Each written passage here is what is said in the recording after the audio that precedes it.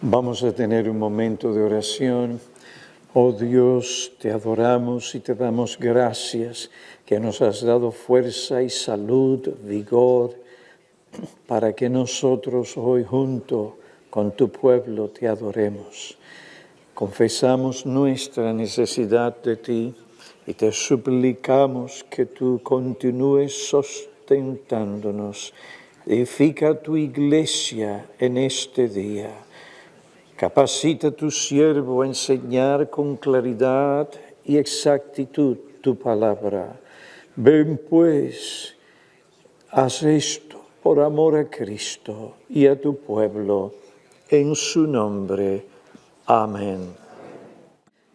Las Santas Escrituras nos enseñan que el hombre fue creado a la imagen de Dios, Génesis 1, 26 y 27.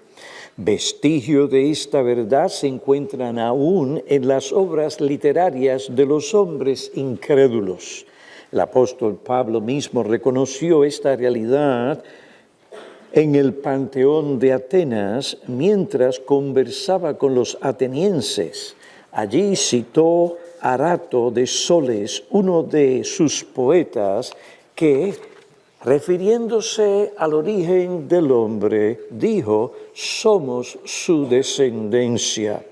Según Berkhoff, los padres de la iglesia primitiva estuvieron en completo acuerdo en que la imagen de Dios en el hombre consiste principalmente en las características racionales y morales del hombre y en su capacidad para la santidad. Otros estudiosos incluyeron también las características físicas.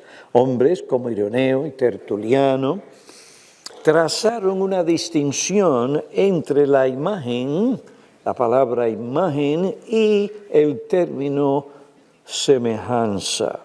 Según ellos, la primera se refiere a las características físicas y la segunda a la naturaleza espiritual del hombre. Otros, como Clemente de Alejandría y Orígenes, rechazaron tal idea. Rechazaron la idea de cualquier analogía corporal, sosteniendo que el vocablo imagen denota características del hombre como hombre, y la palabra semejanza, las cualidades que no son esenciales al hombre y que se pueden cultivar o perder. Atanasio, Hilario, Ambrosio, Agustín y Juan a Damasco, considerados como padres o maestros en la iglesia, apoyaron esta perspectiva. Más adelante mostraremos que las palabras imagen y semejanza son realmente sinónimos. Por otra parte, Berkhoff añade que Pelagio, un hereje británico, y sus seguidores sostuvieron que la palabra imagen significa solo que el hombre fue dotado de razón para que pudiera conocer a Dios. Hombre con voluntad libre para que pudiera ser capaz de elegir y hacer bien, y con el poder necesario para gobernar la baja creación. La distinción que hicieron algunos padres de la Iglesia sobre este asunto del hombre como imagen de Dios fue seguida por los escolásticos, que no siempre expresaron esta idea de la misma manera. Concibieron la palabra imagen como los poderes intelectuales de la razón y la libertad, y la segunda palabra, semejanza, como la justicia original. Según un teólogo que enseñó en el seminario episcopal en Filadelfia, Morton Smith, los científicos modernos han procurado determinar la característica distintiva del hombre. Entre algunas de sus sugerencias se encuentran, por ejemplo, que el hombre es el único animal fabricante de herramientas. Esto se pone en tela de duda, ya que se ha encontrado que algunos animales fabrican herramientas, sí, de forma sencilla. Otra característica distintiva atribuida al hombre es la idea de usar el lenguaje. Esto es lo que distingue al hombre. Algunas cosas se han hecho para enseñar a los animales, como los chimpancés y los delfines, a comunicarse en alguna forma con nosotros. Esa idea de determinar la característica distintiva del hombre parece borrosa. La realidad es que el que tiene el derecho para decirnos cuál es la característica principal y distintiva del hombre como hombre es aquel que lo creó.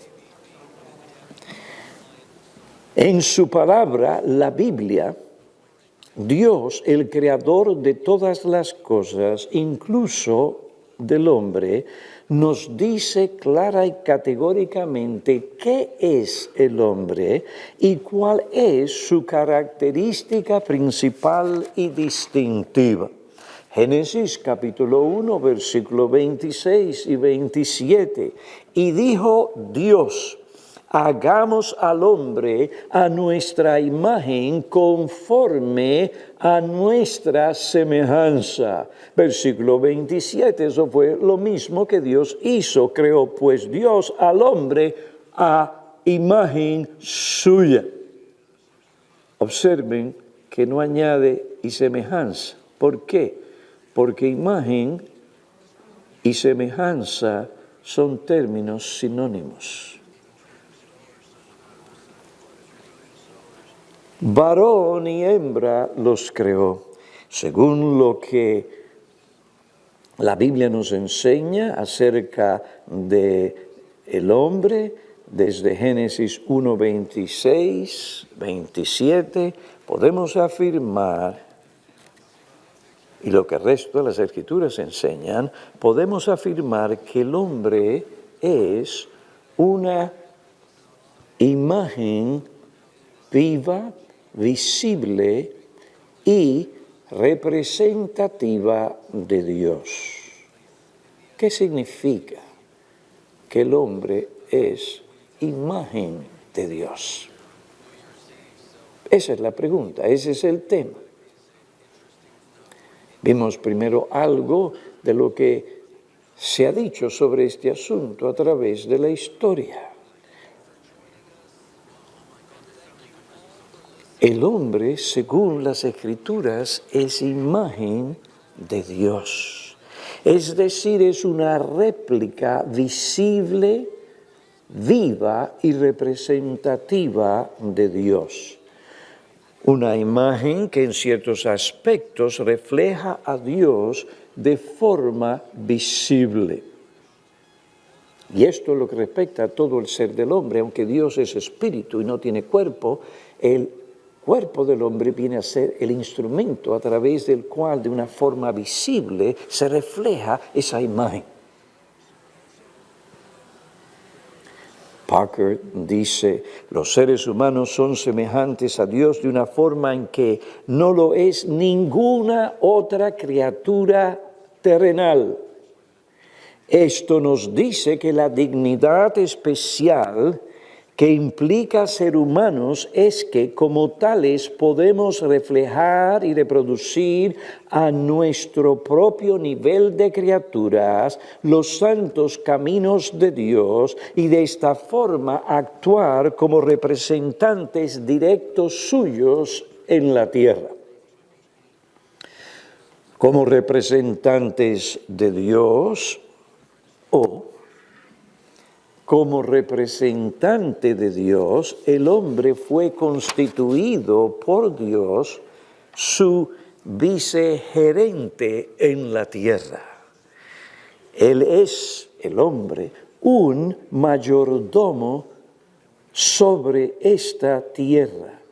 Es una criatura responsable ante Dios como ningún otro ser y tiene la capacidad para ser vicegerente de la tierra por lo que Dios le hizo o como Dios lo creó, a imagen suya Dios lo creó. De ahí que es natural que después de haber hablado sobre lo que es el hombre, hable también de la función del hombre en la tierra. Dios le dio al hombre dominio sobre todas las cosas en la tierra. ¿Por qué? Por lo que Dios hizo. Dios creó al hombre, una criatura capaz de asumir o de cumplir esa función. A imagen y semejanza de Él los creó. El ser imagen de Dios implica que el hombre no se convierte en imagen de Dios, sino que el hombre mismo es imagen de Dios. La cúspide de su obra creativa, ahí está su característica principal y distintiva, lo que hace al hombre enteramente distinto de todo lo demás creado, animales como todo lo que se encuentra en la tierra. Esto es vital y es necesario que nosotros lo entendamos. ¿Por qué? Porque hoy en día se está enseñando una filosofía que tiene como fin cambiar nuestra cultura y la manera en que nosotros pensamos de nosotros mismos como seres humanos. Ahora bien, consideremos la importancia del concepto imagen de Dios. Porque los términos imagen y semejanza no aparecen frecuentemente en la Biblia. Algunos podrían suponer que el concepto que estas palabras representan no es tan importante o relevante. Esta infrecuencia podría llevar a algunos a minimizar su enseñanza, que es fundamental y vital. Cuando se hace tal cosa, se comete un grave error, ya que la verdad más fundamental sobre la naturaleza e identidad del hombre reside en la declaración que el hombre fue hecho a imagen y semejanza de Dios. No a imagen y semejanza de un chimpancé o de un gorila, sino de Dios. Con tal, el hombre es una réplica viva, visible y representativa de Dios en la tierra. Tan importante es esta verdad y realidad que la misma Biblia subraya esta frase en Génesis capítulo 1, versículo 26 y 27, una y otra vez. Esa repetición es importante. Dios no habla por hablar, ni de más. Todo lo que Él dice tiene un propósito. Creó, pues, al hombre a imagen suya. Primero dice, hagamos al hombre a nuestra imagen, conforme a nuestra semejanza. Versículo 27, creó Dios, pues, al hombre a imagen suya. Varón y hembra los creó. A la luz de esta declaración tenemos que entender que no deberíamos hablar de la imagen de Dios en el hombre como si fuera una cosa distinta al mismo hombre. En lugar de ello debemos hablar del hombre como imagen de Dios. ¿Qué tú eres? Imagen de Dios. ¿Qué soy yo? Imagen de Dios. Sí, por el pecado, una imagen desfigurada. Pero continúo siendo imagen de Dios, si no dejo de existir como tal. Pues eso es lo que soy. Eso fue lo que Dios creó.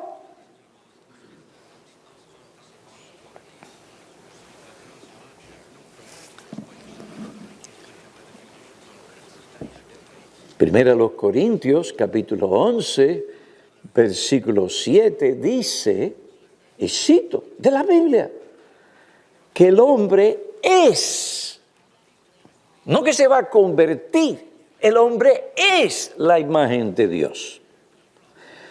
No que tiene la imagen de Dios en él, sino que el mismo hombre es la imagen de Dios.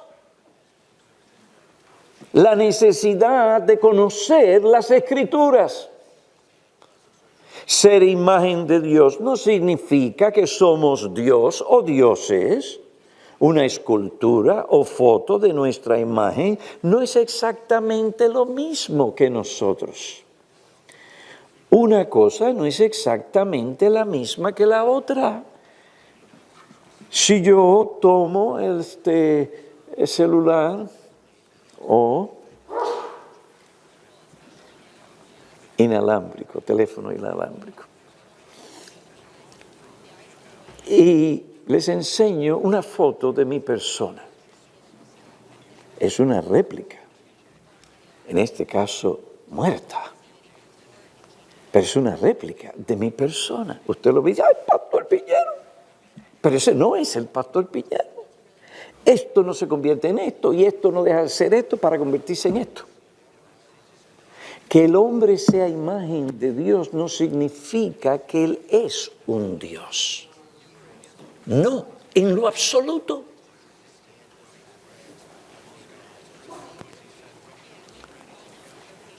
El hombre es una réplica viva, visible y representativa de Dios. Por lo tanto, cuando la Biblia afirma que el hombre es imagen de Dios, no significa que el hombre es Dios. El hombre es una criatura espiritual, personal, racional y moral que en una forma analógica o comparativa refleja y representa a Dios. Hay cosas en el hombre que corresponden o se asemejan en ciertos aspectos a Dios. El concepto del hombre como imagen de Dios es importantísimo porque establece la identidad del hombre. No tenemos que gastar billones de dólares y tirar una nave espacial para encontrar en ese vasto universo oscuro como está, ¿quiénes somos nosotros?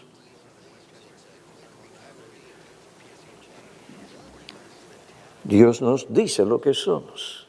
Conocemos nuestra identidad. Como criatura espiritual, personal, racional y moral, el hombre es una réplica viva, visible y representativa de Dios. No deja de ser criatura finita para convertirse en Dios, ni ahora, ni después, ni nunca en la eternidad. El hombre continuará siendo lo que es imagen en aquel entonces glorificada de Dios. Ser imagen de Dios es lo que capacita al hombre para cumplir la función que Dios le asignó como vicegerente de la tierra. Génesis 1:26, como afirmé anteriormente. En esto el hombre es diferente a todo lo que Dios creó. Él no es un ser vivo más de la creación, como hoy algunos pretenden y alegan. El hombre no es un ser vivo más de la creación, sino que el hombre es un ser que en una forma única, peculiar y distintiva es superior a todo lo demás que Dios creó. Él es imagen de Dios. En todo lo que eso significa e implica según lo que enseña la palabra de Dios. Y en ese sentido no hay ninguna cosa creada como el hombre.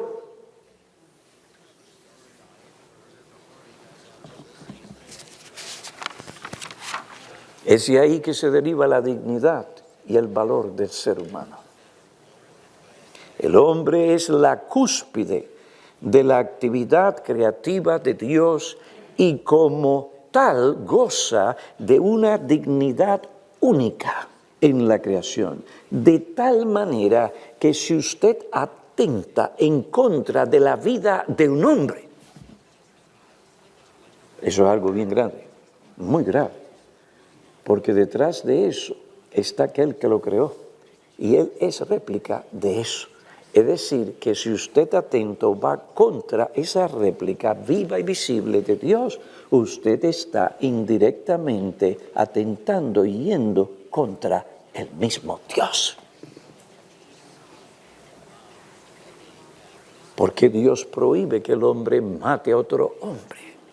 Por esa misma razón, porque el hombre es imagen de Dios. Ahí está su dignidad.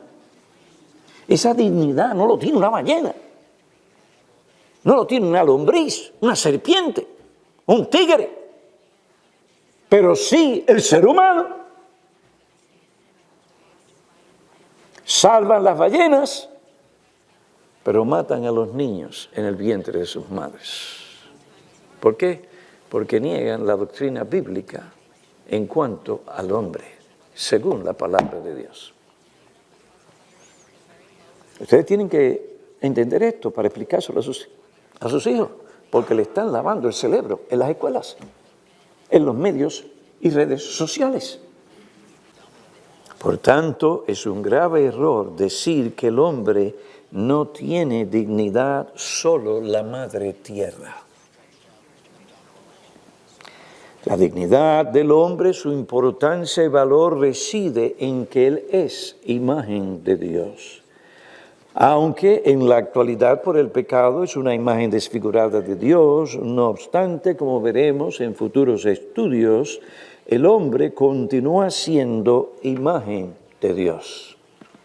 Imagen de Dios que Cristo vino a restaurar completamente mediante su encarnación y redención. Efesios capítulo 4, versículos 23 y 24, donde dice que estamos siendo renovados. Vamos a buscarlo para que ustedes vean lo que está haciendo el Señor por medio de su Espíritu. En Efesios capítulo 4, versículos 23 y 24, dice que seáis renovados en el espíritu de vuestra mente y que os vistáis del nuevo hombre, el cual a la semejanza de Dios ha sido creado en la justicia y santidad de la verdad. Dios en Cristo, cuando nos salva del dominio del pecado, pero no se queda ahí, sino que Él mediante su Espíritu y su palabra sigue obrando en nuestras vidas. ¿Para qué? Para que nosotros seamos en todo semejantes a Dios, en bondad, moral, santidad.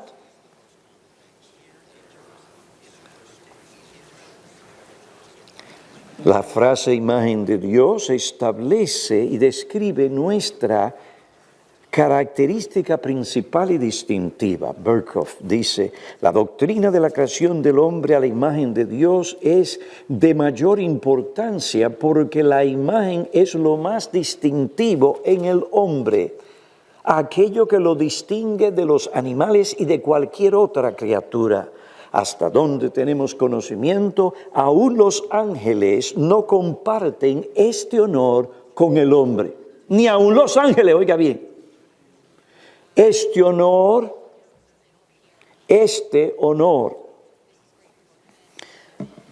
ellos ciertamente no son portadores, los ángeles, de la imagen de Dios en el sentido y en la medida que el hombre lo es. Pues hemos visto la importancia del concepto de la imagen de Dios, hemos considerado ese concepto. Ahora consideremos algunos datos bíblicos sobre la imagen de Dios en el hombre. Algunos datos bíblicos sobre la imagen de Dios en el hombre. Espero que con otros estudios esto sea fortalecido y se expanda, pero por ahora. Lo primero que deseo tratar es la relación de las palabras imagen y semejanza. Algunos, como veremos, suponen que la palabra imagen se refiere a una cosa distinta a lo que significa el término semejanza. Sin embargo, no debemos hacer una distinción antropológica entre estos dos términos, según la manera en que estas palabras aparecen y se usan en Génesis 1, 26, 27, podemos afirmar que estos son términos sinónimos. Berkhoff explica claramente este punto. Las palabras imagen y semejanza se usan como sinónimos e indistintamente y por lo tanto no se refieren a dos cosas diferentes. En Génesis capítulo 1, versículo 26 se usaron ambas palabras, pero en el versículo 27 se usa solamente la primera. Evidentemente esto era suficiente para representar la idea completa. Por lo tanto, no había la necesidad de repetir la otra. En Génesis capítulo 5, versículo 1, solamente se usa la palabra semejanza, pero en el versículo 3 ambas palabras se usan, porque una palabra implica lo mismo que la otra. En Génesis 9:6 contiene solamente la palabra imagen como expresión completa de la idea. Por otra parte, es importante señalar que esto que se afirma sobre estos dos términos en relación al hombre no significa que estos dos términos, imagen y semejanza, se usan siempre de forma indistinta en la Biblia, especialmente en el Nuevo Testamento. Como el profesor John Murray señala, a Cristo se le llama imagen de Dios. Segunda, Corintios 4:4, Colosenses 1:15, pero no se le llama semejanza. Cristo, en su naturaleza humana, fue hecho en la semejanza del hombre, Filipenses 1, Filipenses 2:7, y en semejanza de carne de pecado, Romanos 8:3. No pecado, sino semejanza de carne de pecado. En otras palabras, a Él se le dio una humanidad, inclusive el cuerpo, susceptible al cansancio, a la debilidad, al sufrimiento y a la muerte, pero sin pecado. Por eso, semejanza, no dice igual. Ya hemos visto la importancia del concepto imagen y semejanza de Dios en relación al hombre. Hemos dado algunos datos bíblicos sobre la imagen de Dios en el hombre.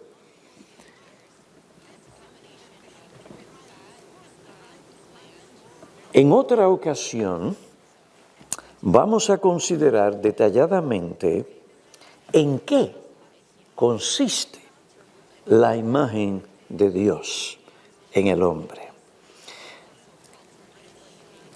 En esos estudios, intentaremos responder a las siguientes preguntas.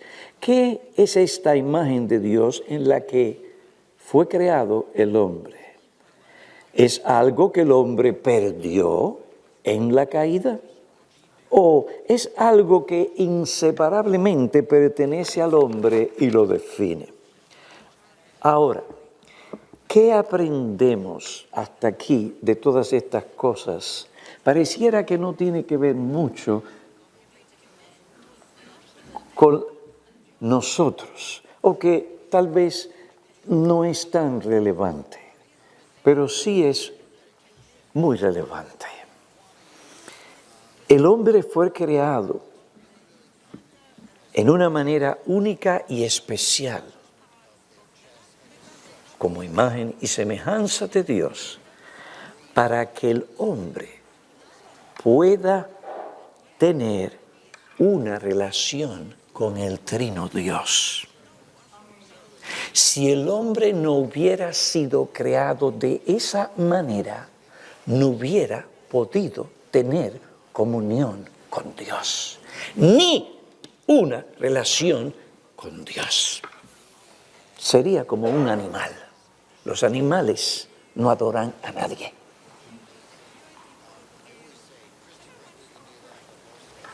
De manera que es muy pertinente lo que somos en relación a Dios.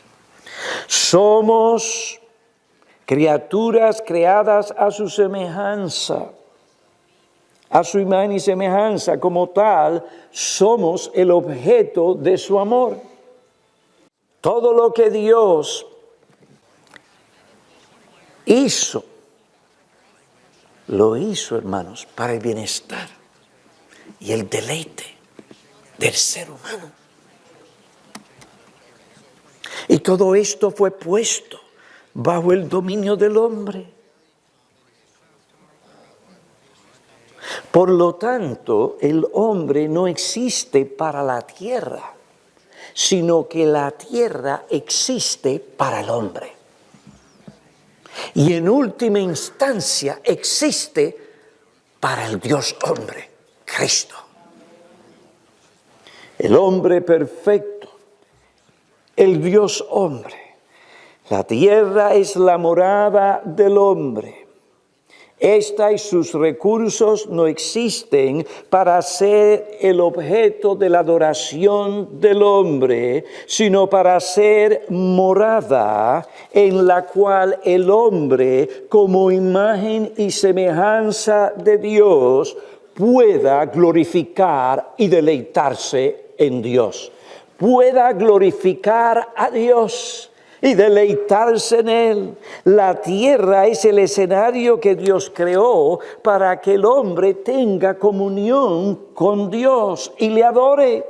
Le adore por todo lo que Él es, por todas sus obras, por todos los beneficios, por todas las bendiciones, por todos los privilegios que Dios le confiere al hombre al colocarlo, sí, en esta tierra. Ciertamente que el hombre, como mayordomo y vicegerente, tiene que cuidar y conservar y administrar bien la tierra y sus recursos, pero el hombre no está llamado a adorar la tierra, ni a vivir para ella. Entienda esto, porque todo esto o toda esta enseñanza es contraria a todo lo que están enseñando a sus hijos en las escuelas.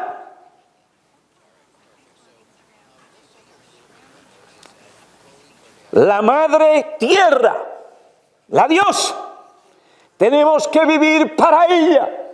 No. La tierra existe para el hombre, no el hombre para la tierra. Dios colocó al hombre aquí para que en la tierra, como en su imagen, viviera para la gloria de Dios, adorar a Dios y usara todos estos recursos con el fin que Dios lo puso en esta tierra, glorificar a Dios. La tierra es el lugar en el que Dios quiere que el hombre, su imagen, le glorifique, que viva para su gloria. El hombre salvado por Cristo, regenerado por su Espíritu, capacitado por el poder de la gracia mediante el Espíritu Santo, es capaz de glorificar a Dios. Como imagen suya que el hombre es, una imagen que está siendo restaurada de gloria en gloria, según a los Corintios, capítulo 3, 18, el hombre tiene que glorificar a Dios y puede glorificar a Dios. Este es el propósito principal de su existencia, es una de las razones por las que Cristo, cuando le salva, ¿qué es lo que hace? Restaura esa imagen caída. El hombre fue creado a la imagen de Dios para que espiritual y racionalmente pueda glorificar a Dios con todo su ser, alma y cuerpo aquí en la tierra.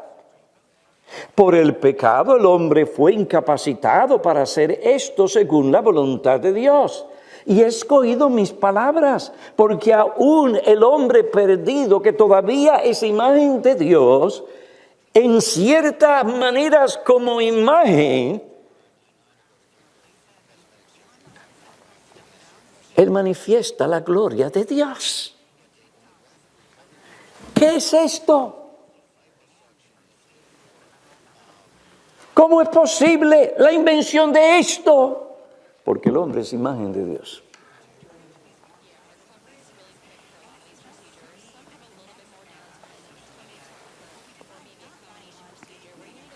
Cuando Dios salva al hombre del dominio del pecado, Él lo hace para restaurar esa imagen desfigurada por causa del pecado. Efesios capítulo 5, versículo 22, Efesios creo que es capítulo 4, vamos a ir otra vez, 4, versículo 22, esto es importante, hermanos. 4, versículo 22, dice, Efesios 4, 22, que en cuanto a vuestra anterior manera de vivir os despojéis del viejo hombre que se corrompe según los deseos engañosos y que seáis renovados en el espíritu de vuestra mente y que os vistáis del nuevo hombre, el cual es la semejanza de Dios, ha sido creado en la justicia y santidad de la verdad. Por tanto, a la luz de esta realidad de la obra de Cristo, la renovación a esta imagen, dejando al lado la falsedad, hablar verdad, ¿se puede o no se puede hacer? Pues si se puede hacer, entonces en eso usted está glorificando a Dios. Decir, como alguien dijo recientemente, que no podemos glorificar a Dios y que si lo intentamos nos frustraremos porque no podemos en nuestra fuerza hacerlo, tal cosa desvirtúa la eficacia de la sangre de Cristo y niega la obra transformadora, santificadora del Espíritu Santo en nosotros.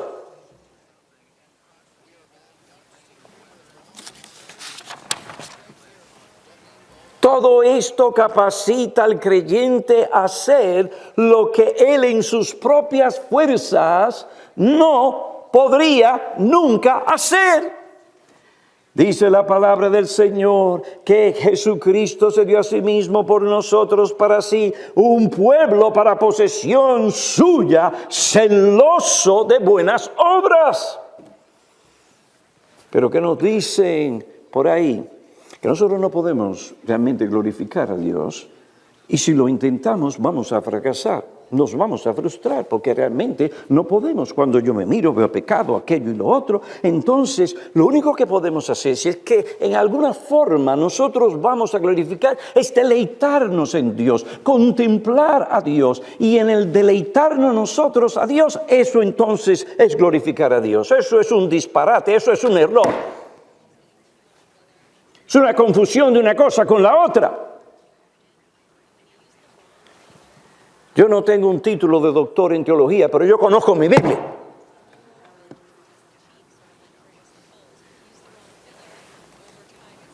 A la luz de todas estas cosas, Pablo le puede decir a los creyentes,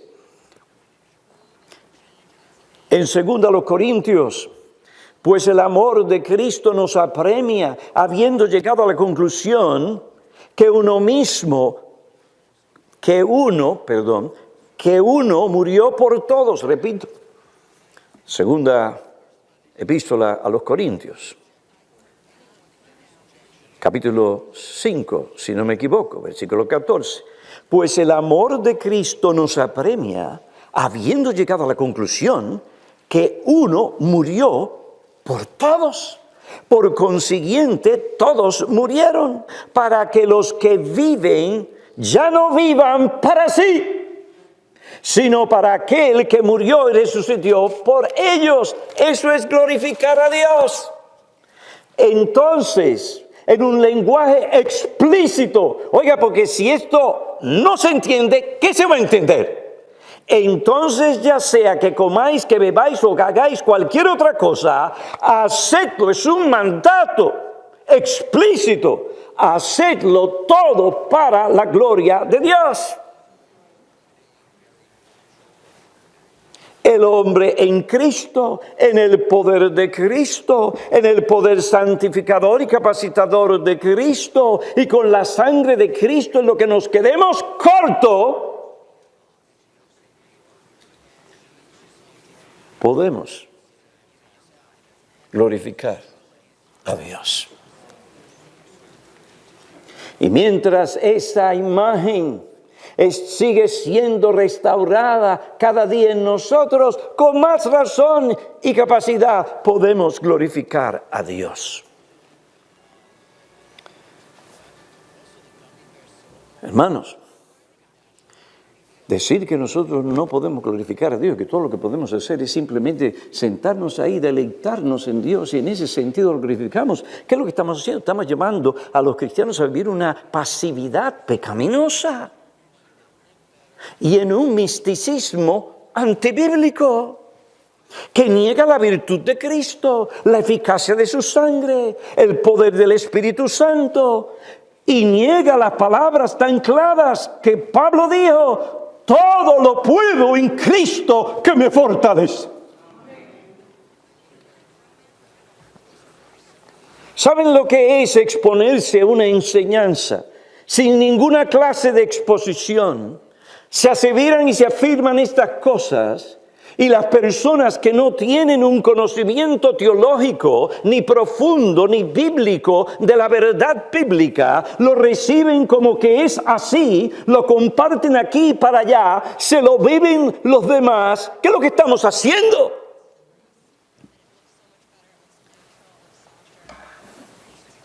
Eso será pasión por los hombres, pero no es pasión por el Evangelio. Yo no estoy atacando aquí a nadie, yo estoy atacando una enseñanza que es casi una herejía. Ustedes ven, hermanos, ¿por qué nosotros no nos mandamos a cualquier sitio cada vez que hablan de esto, aquello y lo otro? Porque Dios nos ha llamado a ser cuidadosos y a velar por vuestras almas y lo que ustedes consumen. Muchos creyentes faltos de conocimiento bíblico, profundidad teológica, reciben y transmiten tal mensaje y lo entregan a otros y salen contentos.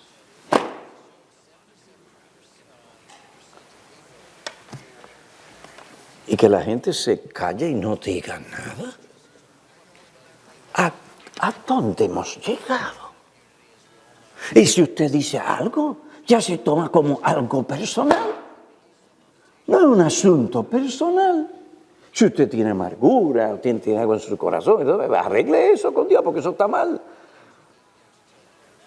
Pero aquí nosotros no nos vamos a quedar callados, aunque el mundo cristiano hoy se esté bebiendo ese culé y ese veneno.